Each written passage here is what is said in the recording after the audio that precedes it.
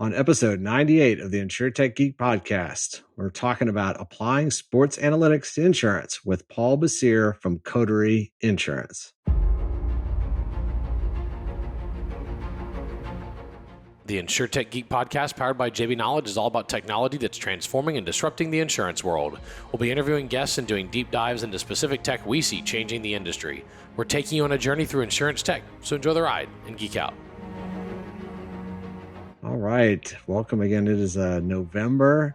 It's hard to believe, but we are rapidly approaching the end of 2022. We just passed Halloween and got to see all the ghouls and gremlins. It was great to have a more normal Halloween with the kiddos in the neighborhood here, and Turkey Day's right around the corner as we speak, and soon the holidays and end of year will be upon us. So I hope all of you have had a fantastic, healthy, and successful 2022. And really thrilled today to have Paul Bessire from Coterie Insurance with us on the podcast. I'm your host, Rob Galbraith. I am flying solo today. No James Benham on this episode, but don't fear, you're still in good hands. I'm able to pilot the podcast aircraft, not a real aircraft, mind you, like James can, but when it comes to the podcast, you are in good stead with me here in the pilot seat. So welcome, Paul. Glad to have you on the podcast. Hey, thanks for having me on. So, Paul, we'll certainly dive in a little bit to Coterie and applying sports analytics to insurance. When we were talking right before recording, you mentioned Moneyball, one of my favorite books and concepts. And so it's something that's been a fascination of mine for many years. And so we'll definitely dive into that. But want to learn first a little bit about you and your background, which is a little bit different than, and we've had a lot of folks, honestly, over the course of our guests from the Insurtech space that some with a more traditional background, but many coming from outside the insurance industry and coming in. But tell us, first of all, where are you coming from? And then where'd you grow up, and kind of where's home base for you? Yeah, I mean, I live in Cincinnati area now. That's actually technically where Coterie is headquartered, though with our 150 employees, I think only about 25 of us are in the Cincinnati area. So we're certainly spread out. Came here for school, but actually grew up in Janesville, Wisconsin, a relatively small town. For me, it was actually cornfields all the way around me. I grew up in more of the suburban part, but it was still what probably a lot of people picture when they think Wisconsin. At about 20 minutes south of Madison. And, you know, I was always kind of decent at the math side of things and played every possible sport growing up. I'm the oldest of three brothers. We were ridiculously competitive in everything. My dad was our coach in every sport, like probably pretty cliche, especially when you've got, three sons. And my dad was a teacher and a coach locally. But the combination of an interest in math and that passion for sports ultimately, I think, catalyzed my career. But growing up, I think when I left to go to school to come here to the University of Cincinnati, I was dead set on trying to become like the GM of the Green Bay Packers. And my path was a little bit different than that. Well, that's fantastic, Paul. So I'm an only child, but I had a lot of friends growing up that were the eldest brother. And it was kind of interesting. Most of my friends tend to be the oldest, and they had a younger brother and then a baby sister. And yeah, very competitive, very sports. We were not very good at sports, but we all like to play, and kind of still has carried over. And my son is a senior in high school actually right now. And so he's playing basketball, and he's done the club circuit and all that. It's first year varsity. So he unfortunately has his dad's athletic ability, which is slim to none, but he's a hard worker. And actually my daughter, who's in seventh grade, she's been more of a soccer player, but she recently picked up basketball, wanted to try out for the school team and made the B team. And I just was at the courts with her right before we jumped on recording the podcast. So we'll see. But we're working on her shooting form, and it was looking pretty good out there. You mentioned University of Cincinnati. Yep. Tell us a little bit about, what did you want to be when you grow up? What did you end up doing? Obviously, you mentioned kind of math, quantitative analysis, and then tell us a little bit about kind of your early career. Sure. I mean, when I was looking at schools, even I applied to about 35 schools, which I would love to say was like a good plan. It was more so because I had no idea what I wanted to be when I grew up or how to get there. And ultimately fell in love. Basically, first of all, it was basically the top 25 basketball in the Ivy League. It was like literally the 35 schools I had heard of at that point. And this is like 1999. So the fact that my final two, for those who want to go back into the archives, the final two that I was deciding between were Duke and the University of Cincinnati. And I fell in love with a small business program, only about 25 students at the University of Cincinnati. And I figured if I go into business, I could always go anywhere I wanted to from there.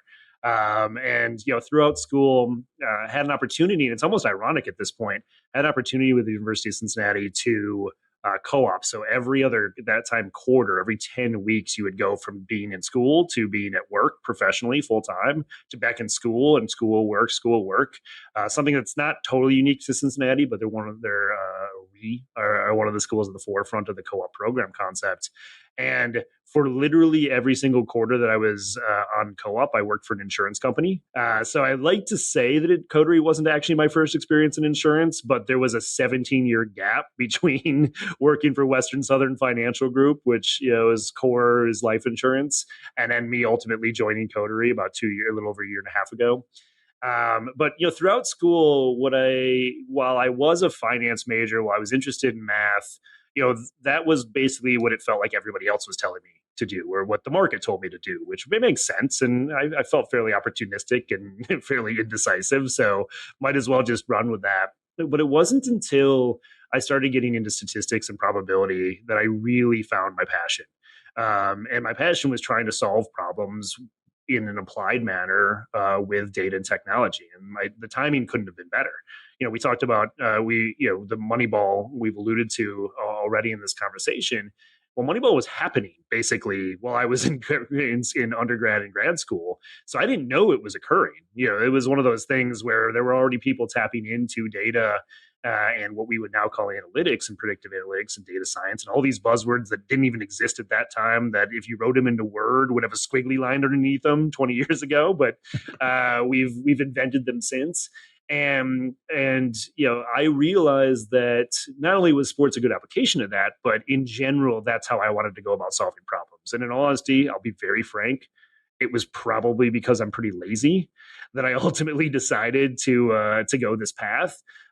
Because the first thing I tend to think about when I think of my foray into data science is what it used to take to get to the level of general manager of the Green Bay Packers, which is what I thought I wanted to be, or what it used to take to be one of the best poker players in the world, or even the best stockbrokers in the world. It doesn't have to all be about sports. And that was time.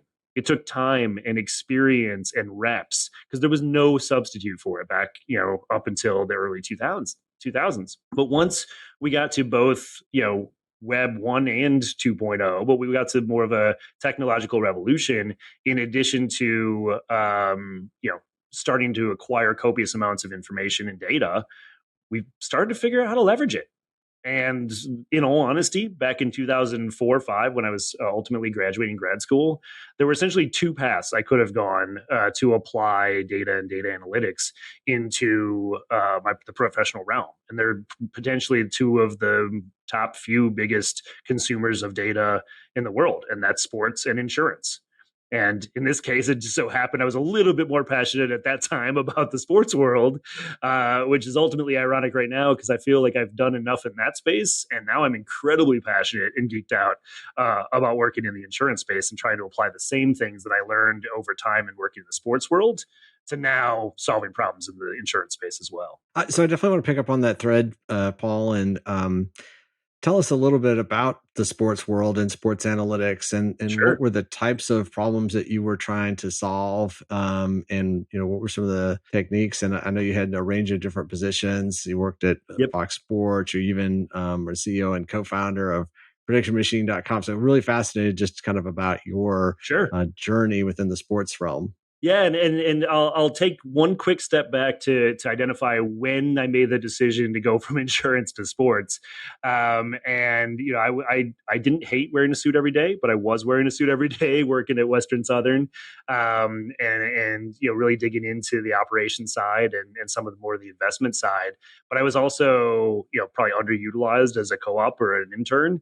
And I will admit that I spent about 1 to 2 hours a day playing fantasy sports on the Western Southern, and they know this story, on the Western Southern web or within those walls.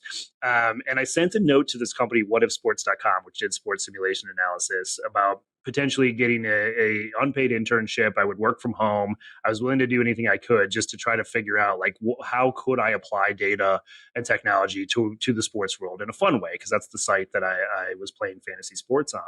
And the immediate response from what would become one of my only bosses ever, Tarek Kamel, was, the normal, we don't have anything right now, but check back with us in 6 months and maybe we'll have an opportunity for you. Normal stuff, except there was a PS and it said, you sent this from your Western Southern email address located at 420 East 4th Street, Cincinnati, Ohio. We're located at 424 East 4th Street, Cincinnati, Ohio. I didn't even know they were next door. They were in a building owned by Western Southern.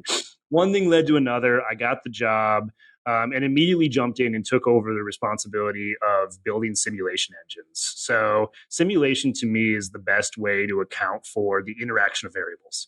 Obviously, in sports, you can picture what interaction of variables looks like. It's a bunch of players on you're chasing after a ball. Usually, one player has the ball, and you've got all of these variables that are associated with their abilities, as well as the rules of the game, potentially weather, potentially home court, potentially the referees. But you've got all these variables interacting, but all of them have a probability of occurring.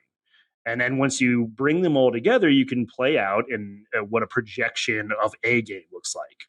And what we did at the few companies I was a part of, What If Sports initially, Fox Sports was the first person to identify the value, or the first company to identify some of the value in taking that entire concept of simulation, where I had written the models behind baseball, basketball, football, hockey, soccer. At one point did a NASCAR thing, which I never picked up again because it was all physics and not quite the same thing as everything else, all those other sports that are more team-based sports that are, you really have individuals trying to compete against each other. But once I got to Fox Said, how do we look forward? How do we start projecting things? And we did fantasy sports projections and started to get into the really good at predicting what was going to happen, especially relative to market expectations. So the fans or Vegas. I knew nothing about the gambling world at the time, at least the sports gambling world. I had been in a few brackets up until that point. My dad liked betting on horses, and I was a finance major, so I knew about gambling on the market, but I didn't really know the space. I knew, though, as I started to vet out more of like the sports betting space, that there was an opportunity because nobody was doing it nobody was really looking at it objectively. And nobody was doing it in a way that could remove some of the bias of fandom that I knew that data science and data analytics could. So I started a company, you mentioned it, Prediction Machine, which was always on the up and up. We always, we had several different partners that we worked with. We worked with the ESPN, CBS, USA Today, Wall Street Journal, many different publications, some sports books, as well as just general fans, to understand contextually what's the likelihood of a team to win, what's the projected fantasy outcome of any given day, and or what do we think is going to happen due to an injury, or what could happen if hypothetical scenarios happen, such as the 27 Yankees played the 2015 San Francisco Giants or something along those lines. What would be the outcome? So really dug in and found a lot of different applications and approaches to applying simulation analysis. Ultimately, I sold that company. I think the timing was right. Sports betting was about to become ubiquitous and legal within the United States. There was a big opportunity then of companies looking to either invest or acquire businesses within that space. And I sold, it was my brother and I who ran the company. We sold off Prediction Machine at a good time for sportsbooks to be able to take the technology that we didn't really want to have to live the life of the sports betting, either side of the sports betting world forever. We wanted to take that technology and give it to those who could make the most out of it. And that's why, back in 2016, we sold that business.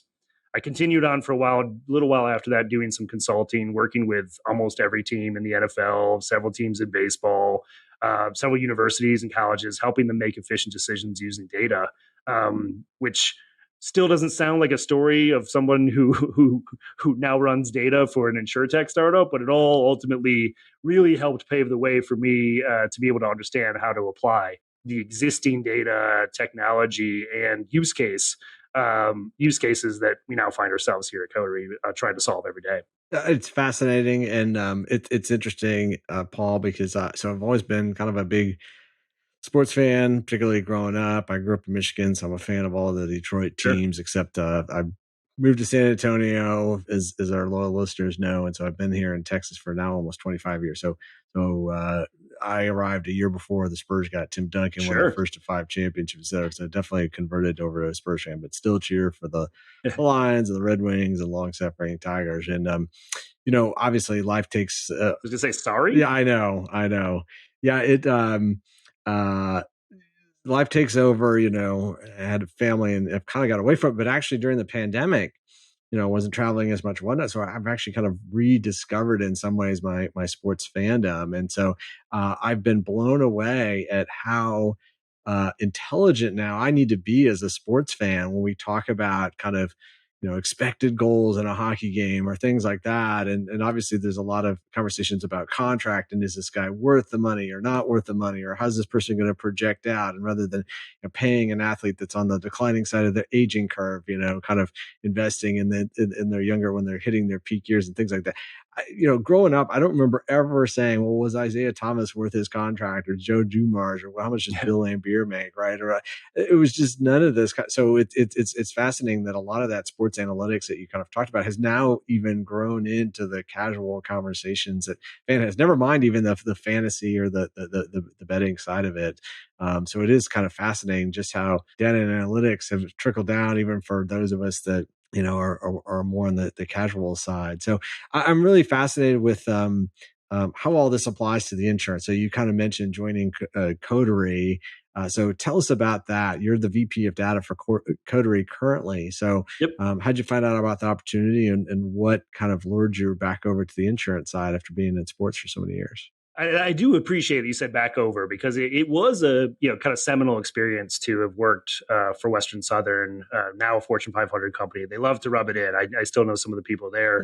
They love to rub in, and we've even hired some people who have experience working there. They love to rub it in that it was never a Fortune 500 company until like a month after I left. So maybe I was the catalyst for that. But that was a seminal experience for me to really understand, because I was in the investment side of insurance, and for some of that period was even on the accounting side.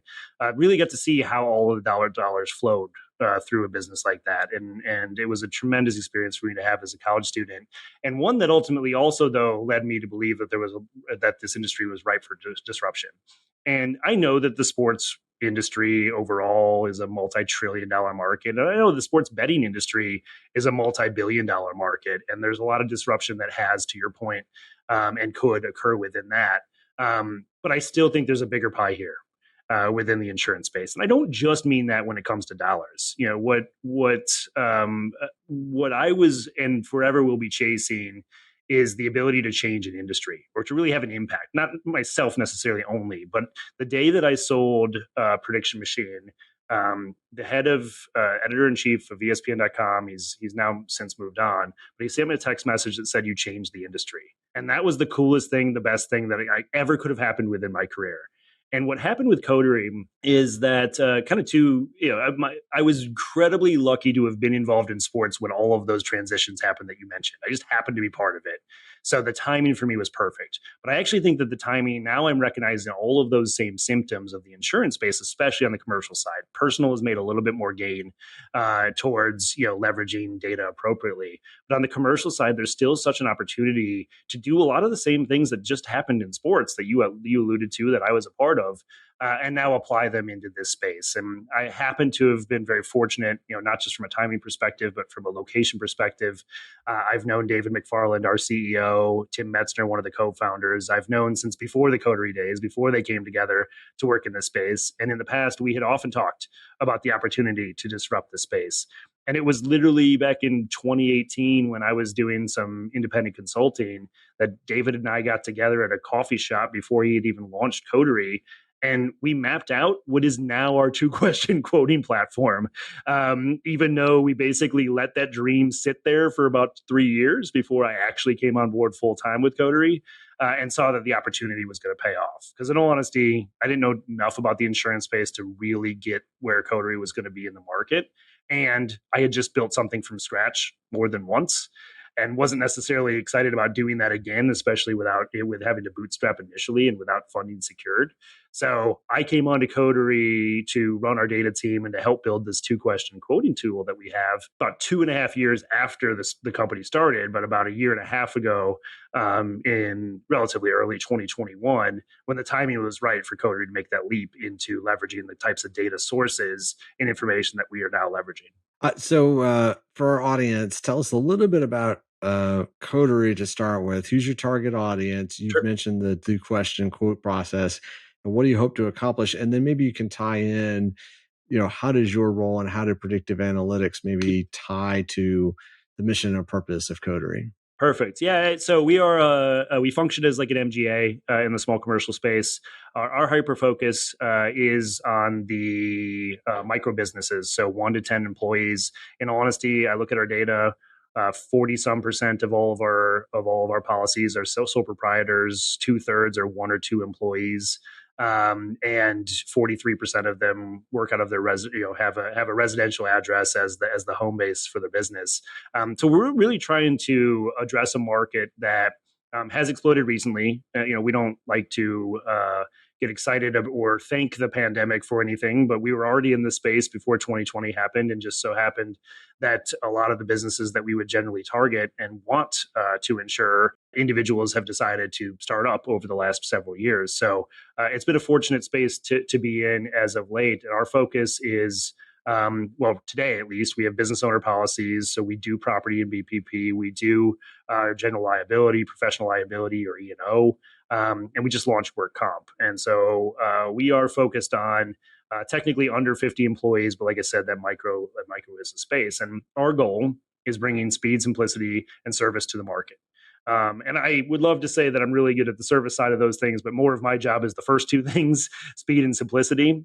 And as the head of data, I basically have 2 main functions. One is overseeing the flow of all information through, an MGA of the size that we have. So within our business, we have several data sources coming in. We have all of the architecture that we've built as an Insurtech. We've got many partners, including fronting carriers, reinsurers, investors, just distribution partners. We generally sell business through the IA channels. All of them want to see what's happening, and data is the best way to explain how that is happening. So we serve, literally hundreds of audiences with the data that we have and the information that is kind of falls under my purview. The other side of what I do is the prescriptive and predictive side that we've been talking a lot about so far, and that is how can we leverage external data and or any data, period. Any information that we have, ours or external data or alternative data information that isn't usually captured for underwriting insurance policies, to automate underwriting in insurance. So everything from appetite to eligibility to schedule modifications to ultimately our premium, but forms and exclusions and recommendations on policies. We want to be able to have an answer to all of those types of questions by only needing to know from the agent or the policyholder, him or herself, business name and address. And so it's been my job to try to crack that the code on how do we still answer all the questions we need to, which is part of the misnomer in the 2-question quoting. We only need the inputs from the agents, but we're still answering actually more questions than anybody else out there because we're pulling in so many different data sources and pieces of information on a business to be able to really understand what it does and ultimately underwrite the policy. Maybe that's kind of the biggest thing I can kind of hammer home here for just a second, and that is what I did in the sports world that was different than what anybody else had done. Is that with simulation, instead of having to look empirically at what had happened when teams had played historically in historically similar games to try to determine what would happen in the upcoming game, all I had to ultimately do was look at those two teams with the players that were healthy, what the weather was, what the crowd situation would look like, who the referees were, and try to project out what would happen from that point of the game forward. That could have happened before the game or during the game. And in all honesty, that was a major shift in how predictive analytics were ultimately applied to the sports world, especially in the betting and fantasy markets. Well, in insurance, we have the same opportunity. And that is, instead of trying to roll things up to homogeneous groups at the industry level or the geography level, or even by kind of some other risk classifications, what we really are trying to accomplish, and I know we're not the only ones doing this, but what we're really trying to accomplish in the small commercial space is understand who that business is at the most granular possible level, so that we can roll that up to insure and underwrite that policy, which we believe is to be the best for the market. The overall market is going to benefit if we can kind of remove some of the variance or risk from having to roll policies up in homogeneous groups and really try to dive in and find the appropriate premium and understanding the expected risk of every individual business. So it's really fascinating, and I love the fact that you're tying in the sports analytics and kind of framing that in some of the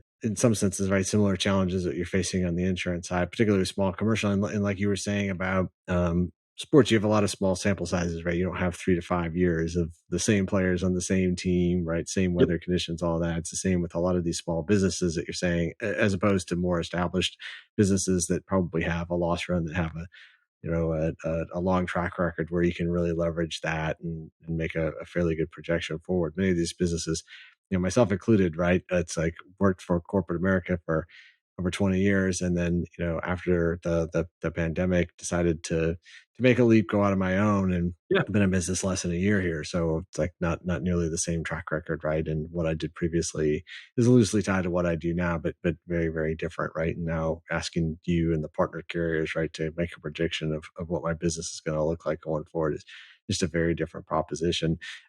So would love to have your thoughts just on from the at a very high level, kind of the data side, the predictive analytics side of, what are 2 or 3 maybe major challenges that you're working on or projects you're working on, and then maybe you can put that in the form of, what does a week in your life look like as you try to balance all these, keep all these balls in the air, I guess I would say. Sure. I'll answer the last question first. And at this point, I spend about half my time in each of those kind of 2 big buckets that I mentioned. So I spend about half my time working with our data engineering teams around integrity, governance, making sure that we define things appropriately, that our data is secure, that we know what's flowing through, and that we're able to report appropriately to all of our audiences. That's a huge initiative of ours that will always remain in need. That currently sits under my purview as head of data. But I spend about the other half of the time more flexing those predictive data science muscles, if you will, and leveraging that experience. But what's interesting is kind of 2 kind of big things that jump out to me when I've looked back over the last year and a half, almost 2 years now at Coterie, and that is. This is also true in the simulation side of the sports. When I started my own company, Prediction Machine, obviously I had been in the industry already for almost a decade. I don't know if we covered that incredibly well, but that's true. So I knew the space pretty well. But I literally, left Fox Sports and within 2 weeks had written the simulation engines for our models that would be the simulation engines that we would use for the entire rest of the history of that company, which lasted 7-8 years. I spent the rest of my time focusing on the inputs to the model. What mattered? How do we drive bias out of the information that we have? And it's the exact same thing here. The big challenges that we have are not determining what's predictive of risk. That modeling in data science and predictive is ultimately fairly straightforward. I used to say, I don't know if these numbers are exactly what I would say these days, but I used to always say that 80% of data science is going to go get the data, cleaning it, and figuring out, what to use. And then it's like 10% modeling, 5% deploying, or the prescriptive side of things, and then 5% trying to explain it to everybody and get buy-in. The actual modeling piece doesn't actually take that long, and it's probably still fairly similar with what we're doing here at Coterie, where I spend so much of my time meeting with our existing or potential data vendors to understand if there's new pieces of information that we can pull in at various levels of that we're comfortable with for coverage and accuracy that allow us to then derive conclusions about the riskiness of a business or a potential policy. So even though the modeling stuff I think is fairly sexy, and it was the same kind of exciting thing that I did in sports, it takes very little time relative to trying to find all of the things within the inputs to the model that could matter or would matter or are new or even potentially intentionally redundant, which we do a lot of times as well, so that we can have like the right amount of information flowing through a system at any given time. So we'd love to get your thoughts on where is the state of predictive analytics today in insurance, and where do you see it headed in the future? Yeah, I think it's so. One of the real interesting things that the movie or the book Moneyball mentioned, there were two things actually that I think were really interesting that also applied to me in sports and now apply to answering your question directly. One of the things that is stated directly by Jonah Hill's character in Moneyball, for those who have seen the movie, I love Jonah Hill as an actor. I am Jonah Hill though in the movie, not Brad Pitt. I would love to be able to put that on my resume, but all good. But one of the things that he really drives home within, again, both the book and the movie, that character, is the idea of being able to boil a player down to one number. And usually, or often, a player's batting average or his ERA as a pitcher, his batting average as a batter, was the closest thing to one number that anybody had used. But what he was talking about is like, how many runs can we generate from this individual player being in our lineup? And it's a similar thing that I think has evolved a little bit over recent time, especially with VC money being introduced into Insurtechs. And that is starting to think of a policy as a lifetime value as opposed to a loss or a combined ratio, meaning that loss and combined ratio still matter, but your likelihood to renew is at least as important. It's part of that calculation. How long you're going to be able to retain them, the survivability of that policy, the likelihood to cancel, what their cost of acquisition is, what the cost of servicing the policy is. All of those things matter to me just as much as just knowing like what your expected loss ratio is, because all of those then apply rolled up into your combined ratio, which is going to dictate the success or not of the overall entity of the business, or the overall machine, if you will, of the insurance business. So I think looking at lifetime value is one of the things that has evolved, and focusing more on that than individual components of the lifetime value has really evolved the industry already. And I think that's going to be a place where predictive analytics can be stronger than ever. The other big topic that I love to push, and it's true of for my career in sports, and I think it's exactly where we are in insurance right now, is even though we have over 3,000 pieces of information on a business that we're currently leveraging to derive our underwriting rules, most of those are still either firmographic, what does this company do and how big is it, or location specific, how close are they to a hazard or a cat concern. And I equate that to a box score in sports. And if you'll indulge me here for a second, a quick anecdote about my history again in sports is that back in 2006, there's a company called SportView that introduced the idea of being able to put cameras at every basketball arena. And ultimately, similar companies have existed in baseball and football. You got chips and shoulder pads. You've got cameras, high-tech cameras that can check instantly spin rates, how the ball moves, et cetera. What we would now call telematics. Back in 2006 is when the very first one of those companies was put in place across all of the NBA. I was in predictive analytics in sports, really basically publishing my content from 2005 through 2019, if you include the years that I stuck around to support Prediction Machine. So that's 15 total years of doing predictive analytics. It wasn't until the last one of those years that my simulation models that were based off of just box score information, it wasn't until the last of those years that anybody had built any predictive model that could outperform the box score models. Meaning that as cool as all that information was, and as cool as telematics is to talk about, it's going to take a long time to figure out how to appropriately harness that, especially pre-bind. I actually love the idea of IoT for like claims automation or to alert a homeowner or a business owner that something is wrong and try to mitigate risk. That makes sense. That's more directly prescriptive. But when we're trying to come up with risk prediction modeling, what I think the whole industry needs to really focus on is the box score information. I don't think we've gotten that right yet at all. And so to me, that would be really understanding what do they do, who are they, where are they located, still most of the general stuff. Once we accomplish that, which might take another decade, I think we're going to be able to then pull in, really leverage some of the telematics information. But the Tampa Bay Rays love to think of it as the 2%. Right now, they've probably do 98% of the same things as everybody else in the world of baseball.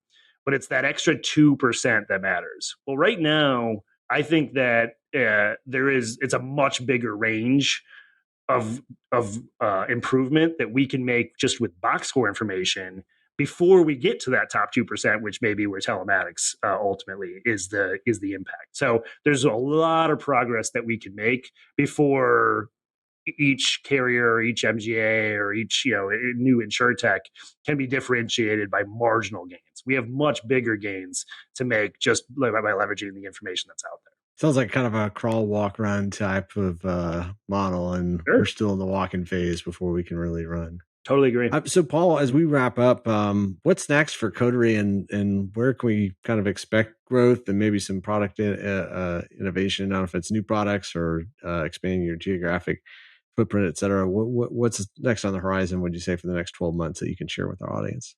We really need to optimize what we built so far. We're admitted in 50 states plus Canada and DC. So we're happy with our geographic footprint. We've got over 300 6-digit NAICS that are within our appetite, which is fairly broad.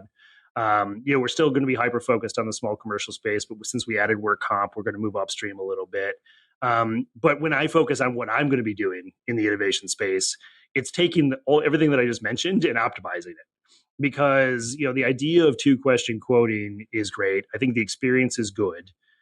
We are applying though, some machine learning components to what we do to really hone in and understand a few things: which vendors to trust for which pieces of information. What is obviously we're trying to predict risk, and we're ultimately trying to figure out what's the best. What I think is kind of the missed piece of not necessarily what we're doing, but for the market is, we also want to find what's the best coverage for the policy. So we need to come up with the way to predict out or to at least recommend coverages, limits, and the more granular and exclusions or endorsements, what's appropriate for that policy. Because we want to help.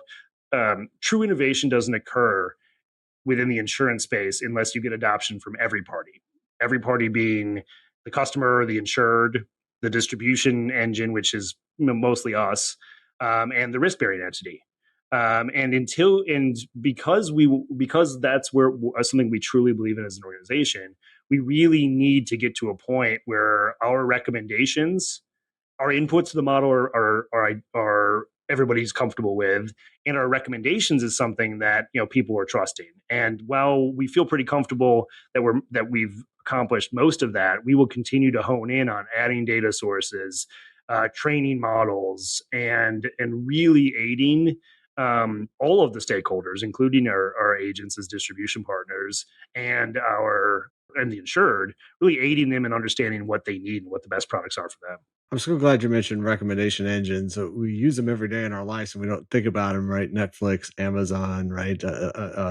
But insurance, and I always say that really people want the easy button in insurance, and whether that's talking to a live agent, whether that's chat, whether it's doing an online quote, They just want to get from point A to point B. They want a good product at the good price. They don't necessarily know what they need for the business, particularly small business owners, right? You have so many hats that you're wearing: HR, finance, the operation side, right, et cetera, fundraising.